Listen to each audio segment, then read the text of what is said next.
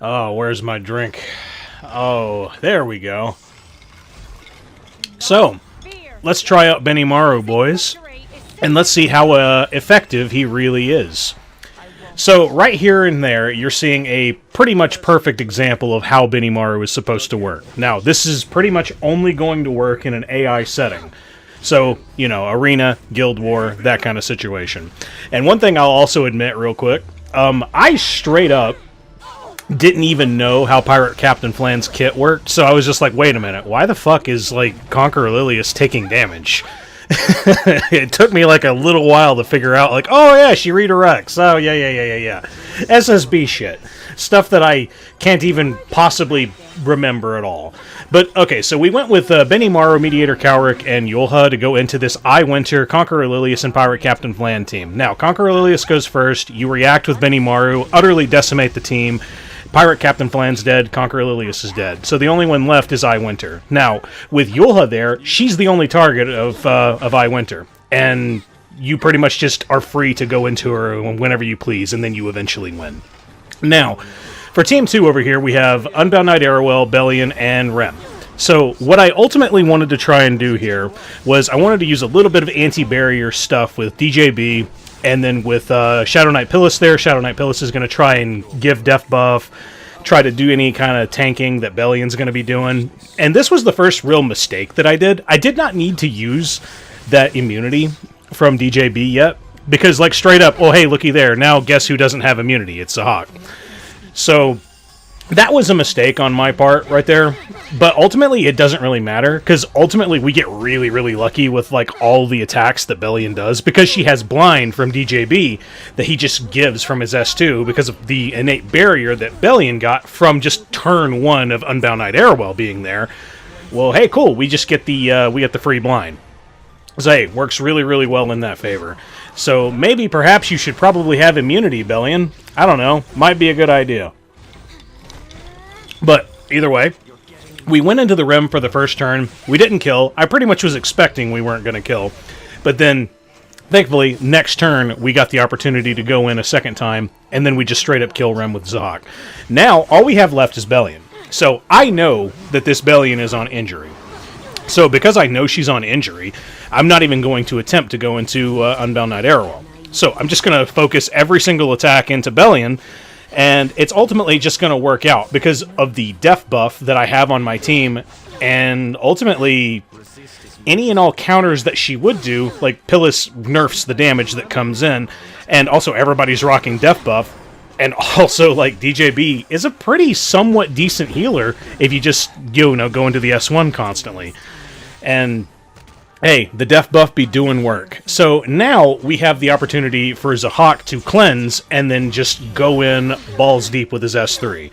I believe that happens right here. So yeah, we can use the S2, that cleanses Zahhak, gives us attack buff, and then we can go in with Execute. Now, this is going to utterly decimate the Belian, and if it didn't kill Belian, it would nerf her damage even more due to the 30% injury that he provides.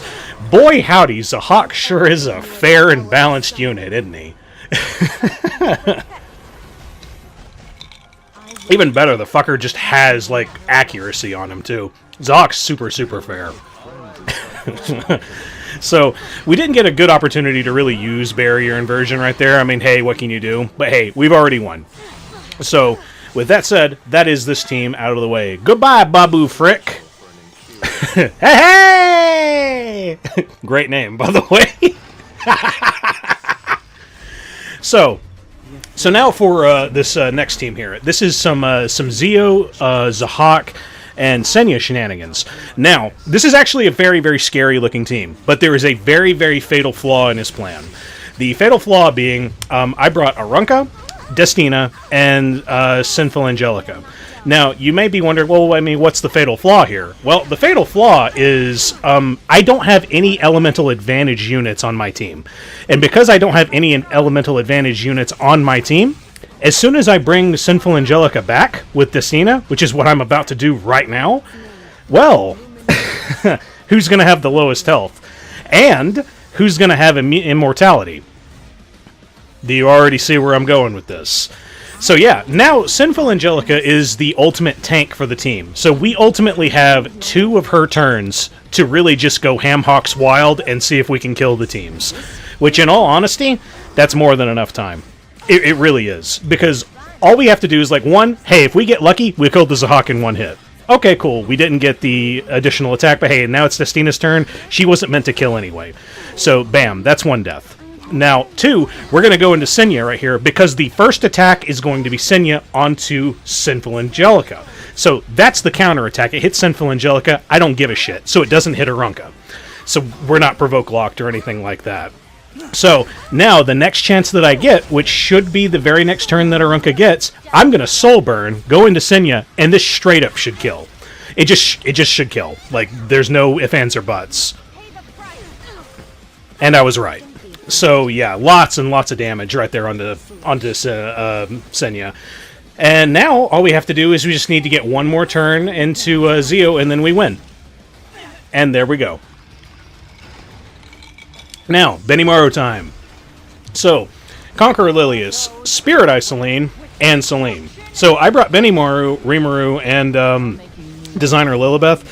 Honestly, Benimaru practically solos this whole fucking team, because all you do is you go into the Spirit Eye Celine, this gets you your extra, like, you know, your Hell Flare, and then that kills both of the Celines in 1 turn. Just straight up. So yeah, now that they're gone, I mean, the only reason why Designer Lilibet was there was just straight up as a Dark Bait, and just for damage for Celine. I mean, no, not Celine, for Conqueror Lilias. And Rimuru was only there because I didn't want a mirror match with a Green Celine. Because if I did Green Celine, this would have been even better. But all in all, hey, that's that match.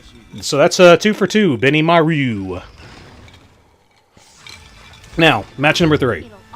So, this is some Adin shenanigans. Like, this is a team that I'm actually starting to see a lot of, and I'm getting really fucking sick of it, because it's not really a threat. So it's ae-KARINA, Unbound Knight Arowell, and Savior Adin. So ultimately, well, hey, what's the big threat that we see here? Savior Adin? No, it is not. The actual threat on this team is actually ae-KARINA. And the only reason why ae-KARINA is a threat is just because she can deal a massive amount of damage onto either your red bait or whoever it is that you have her attacking. For example, like, she can do phenomenal damage onto Dark Corvus because she will break him with defense, and then the additional damage will do the extra damage. That stuff bypasses Proof of Valor. So that's the only actual threat. By the by, the ae-KARINA and the Unbound Knight Arowell are both on counter. Pretty impressive, in all honesty, because I think these guys are also rocking some ER. So yeah, this is actually a pretty strong guild. Pretty impressed by it. So I ultimately decide to go in with like Devil's Descent right here. Just like, I know it's not going to kill. This is just straight up to deal damage. Like, that's it. Because, like, I mean, what's the point? I have 2 light baits, or 2 light units that are going to go into Dark Corvus, so he's going to get Devil's Descent probably, like, in the next 2 turns. So, like, that's where, like, I just don't give a shit. See, like, look at that. It's already almost back anyway. So I just need a few more hits into him, and then we're good to go.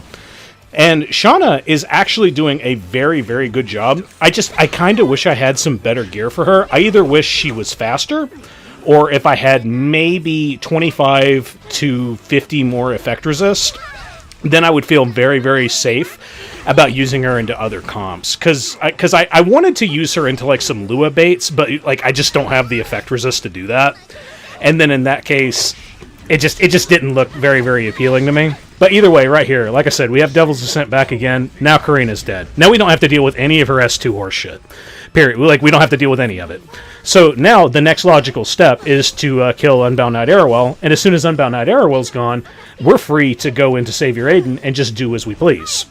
Because straight up, this is going into Proof of Valor. It's not going to kill. And we don't have to worry about Death Break anymore. Like, yeah, that at max did 15k. And yeah, that's pretty impressive. But ultimately, I have a Reviver on my team, and I have a very, very strong healer on the team as well. Because Shuna, if you have big HP units on your team, you do massive heals because of the HP redirect. And because I use Unfading Memories, that's just even more health. Because, like, right here, even this heals. Because this isn't even a heal. This heals because of Unfading Memories. So yeah, on your big HP bruisers, like, Dark Corvus just recovered 3k just out the box. Like, well, shit. That's nice. And on his very next turn, next chance I get, I'm just going to kill Unbound Knight Arowell, and then I'm going to skip a few turns because you guys don't even need to see me build up the meter again to go into Savior Adin. Trust me, it's not a threat. Because if it's just Savior Adin going into Dark Corvus plus 2 Soul Weavers, you don't lose. You just don't. It's probably one of the strongest Guild War comps in the game. Just period. 2 Soul Weavers, Dark Corvus, it's monstrous. So now here's probably the best test for Benimaru that I was able to do. So we're doing a Conqueror Lilias, Apocalypse Ravi, and Mercedes. So we have our bait for Apocalypse Ravi, that's Doris. And then we don't have like another good answer for Mercedes. Also, we did not proc attack buff right here. So we ultimately do not kill Mercedes right here. And we also proc Magic for Friends. So this is the nightmare scenario. Thankfully, the damage mitigation that Blood Moon Haste was giving was enough just to protect Benimaru right there. And now, I go for a cleanse on Blood Moon Haste, and then I go for the kill on the S3. Now, this is ultimately going to give you a refresh on his S3, so you have it again. So, hey, super based. And, yeah, like, the only real threat that we truly do have of losing right now, after we kill Mercedes, is if we go into a Ravi at any point with Benimaru, and then she counters and then kills him. So that's the only actual, like, real threat that we have of losing. So I didn't quite understand all the damage mitigation mechanics of, like, Blood Moon Haste, because honestly, I haven't used him in a hot fucking minute. But apparently that's the way it works, is when you have it off of cooldown, like it's available to use, it gives you some form of damage mitigation. I'll have to look that up later because I really don't remember. But this is the only actual threat we have of losing right now. And this is one of the other big factors of Benimaru just kind of sucking shit.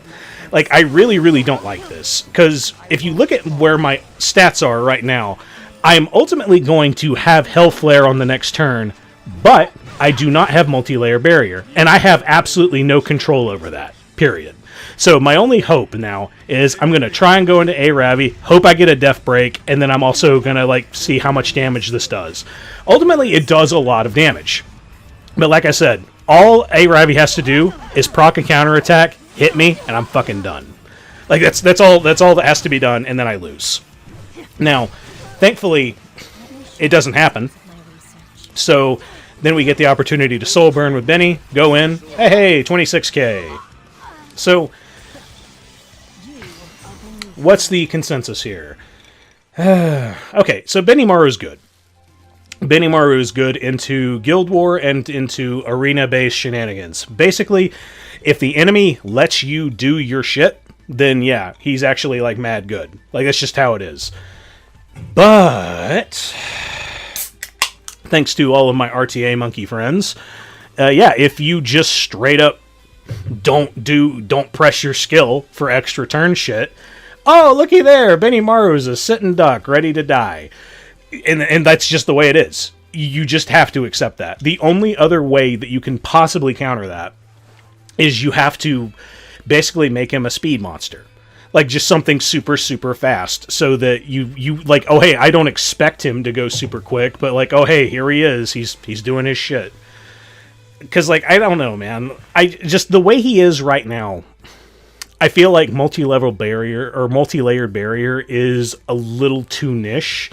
Like, extra turn, in all honesty, is not as prevalent as you might think it is.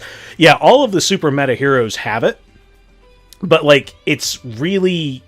You know what? Let's take a second. Let's actually think about Ran, for example. Okay, in an AI situation, Ran S2s, S3s, right? So that's extra turn shit. Now, what if you put RNL on that? Oh, okay, cool. So you just took an S3 and an S1 on your Benimaru. Now, unless you're thick, you're fucking dead. Like, you know what I mean? So, like, that's where it's like, I can't justify Benimaru right now, especially considering just how whale of a unit he is. Like, yo, I spent a pretty damn penny on him, and I feel like I've utterly wasted my money. So, like, I don't know, if I was going to offer any kind of buff for him right now, one, yeah, another way, more ways of activating multi-layer barrier, and then possibly some form of just security or just life insurance, because he doesn't have any life insurance. He just goes in, does damage, and if you don't let him do that, he doesn't work. But either way, I hope you guys liked this video, and if you did, please leave a like. And if you want to see more of my stuff, go ahead and hit subscribe. Hope you have a good one. Later.